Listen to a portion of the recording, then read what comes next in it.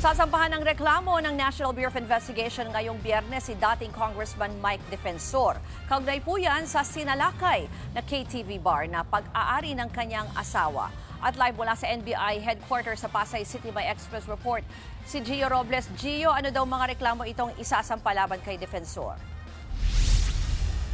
Ruth, ayon kay NBI Director Melvin Matibag, qualified human trafficking ang reklamong isasampa nila laban kay dating Anak Kalusugan Party List Representative Mike Defensor sa Pasig Prosecutor's Office sa Biyernes, June 26.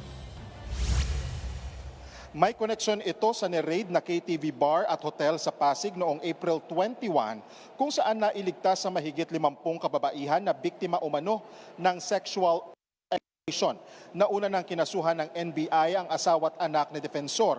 Ang asawa ni Defensor ang nakalistang chairman at presidente ng kumpanyang nagpapatakbo umano ng hotel at KTV bar. Pero sa investigasyon ng NBI, lumalabas na may koneksyon din umano ang dating kongresista sa negosyo ng asawa. Ayon kay Matibag, may kaalaman at kasama sa operasyon si Defensor. Katunayan, may kwarto pa umano si Defensor sa ground floor ng gusali na pinangalan ng Mike's Office, base sa blueprint na ipresenta ng NBI.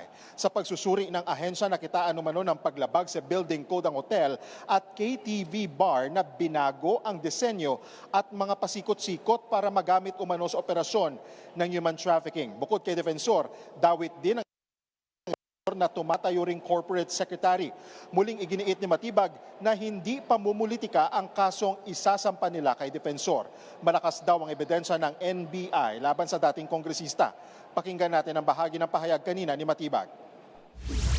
Mahirap na sabihin politika pa rin to. Dahil ito na yung mga dokumento na nagsasabi na talagang si Mike Defensor, knowingly and consciously, pumasok siya sa negosyo ng human trafficking.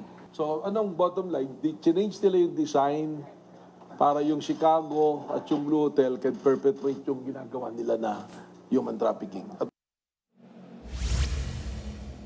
Ruth, hanggang sa mga oras na ito, patuloy pa rin nating sinusubukang makuha ang panig ni Defensor kaugnay dyan sa balak na reklamo o sa reklamong isasampa ng NBI laban sa kanya. Balik sa iyo, Ruth.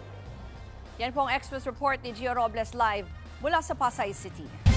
Mga kapatid, Ruth Cabalco, para sa mabilis na pasada ng mga balitang dapat niyong malaman, mag-follow at mag-subscribe sa social media pages ng News 5.